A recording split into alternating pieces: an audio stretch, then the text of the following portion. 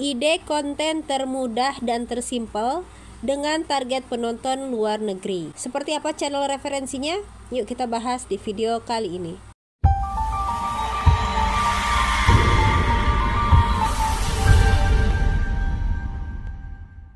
Hai teman-teman, selamat datang kembali di channel Dini Marliani, channel yang berbagi banyak ide konten untuk menghasilkan uang dari internet. Buat teman-teman yang baru saja menemukan channel ini, langsung aja klik tombol subscribe dan aktifkan lonceng notifikasinya biar teman-teman gak ketinggalan ide konten selanjutnya. Oke, langsung aja kita masuk ke step yang pertama, yaitu membedah channel referensi. Kali ini saya berada di salah satu channel dengan nama Magnet Balls. Beliau telah mendapatkan 3 juta subscriber dan sudah mengupload sebanyak 1100 video. Kalau kita lihat, beliau ini di bagian deskripsi ya. Di sini beliau ketikkan magnetic ball, magnetic building ya, magnetic castle, magnetic house dan lain-lain. Nah, kita lihat di bagian bawah teman-teman, beliau ini berasal dari Amerika Serikat dan bergabung pada 24 Oktober 2009. Kita akan ke bagian depan. Beliau ini berfokus di video panjang. Nah, kita akan lihat di sini teman-teman. Di sini beliau masih aktif untuk mengupload si video ya. Terbukti di satu hari yang lalu berhasil ditonton sebanyak 2.300 kali ditonton. Kalau kita lihat durasinya ini mirip-mirip ya teman-teman, sekitar 10 menitan. Kalau dari segi thumbnailnya sangat-sangat menarik teman-teman. Kenapa? Karena warna yang mencolok. Dan juga beliau bisa membuat ya, menambahkan gambar-gambar hewan seperti ular dan hamster teman-teman. Nah, kita lihat di sini teman-teman. Saya akan putar salah satu videonya, mungkin video yang terakhir beliau upload. Saya klik.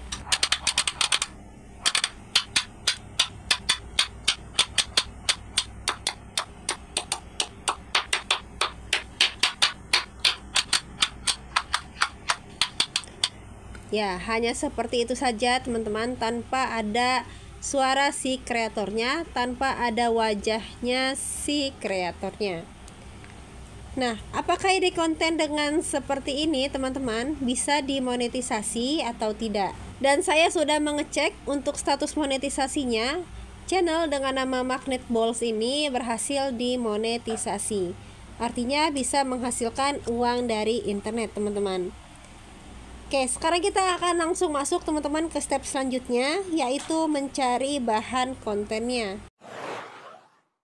Saat ini saya berada di salah satu marketplace. Kebetulan di sini marketplace Orange, teman-teman. Kenapa saya pakai ini? Ya, karena saya sering belanja pakai ini ya, teman-teman. Jadi nanti disesuaikan saja dengan kebiasaan teman-teman. Boleh marketplace Orange, boleh yang marketplace hijau ataupun marketplace biru. Nah, teman-teman ketikkan saja di sini bola magnet. Akan banyak sekali produk-produk bola magnet dengan berbagai macam warna dan harga. Mulai dari 10.000 teman-teman sampai ratusan ribu. Nah, teman-teman bisa lihat di bagian bawah ya. Kita akan scrolling ke bawah. Oke, kita akan lihat dulu. Oke. Untuk bola magnet ini sepertinya hanya ada di bagian atas sini ya, teman-teman. Nanti teman-teman bisa cari dalam 2 versi bahasa. Misalkan yang pertama bahasa Indonesia, yang kedua bahasa Inggris ya. Khawatirnya para penjual ini mencantumkan bahasa Inggris juga saat mengupload gambarnya atau saat memasang si produknya di toko mereka. Nah, di sini teman-teman ada yang 10.000 per 10 butir. Ya. Lalu ada juga yang sepertinya ini versi besarnya teman-teman ya. Kuantitinya di sini ada 216 piece dengan harga 82.900.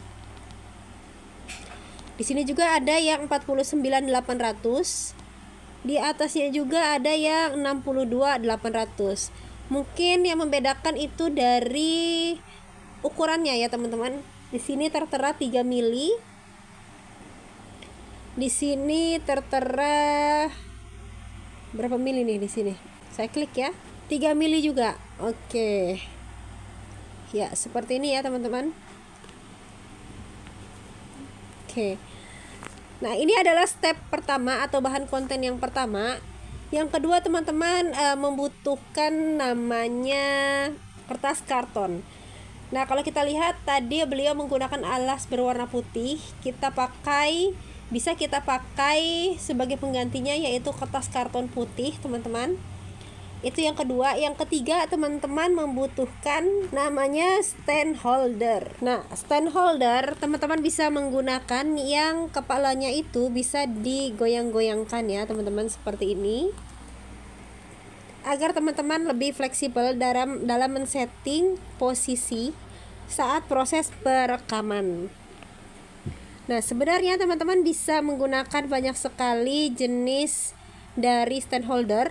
Misalkan teman-teman mau menggunakan tripod juga nggak masalah ya. Intinya pakai alat yang bisa memudahkan teman-teman dalam proses perekaman saat membuat ide kontennya. Nah, kalau saya pribadi, saya di rumah memiliki yang ini teman-teman. Ini enak banget. Karena apa? Karena tiangnya ini bisa kita tegakkan seperti ini teman-teman. Kenapa harus menggunakan ini? Kenapa nggak dipegang aja, Mbak? Nah, sebenarnya bisa teman-teman kalau misalkan mau dipegang. Tapi kalau dipegang, teman-teman tidak bisa menjamin kestabilan HP ya saat proses perekaman. Jadi khawatirnya nih bergerak seperti itu ya. Jadi tidak stabil.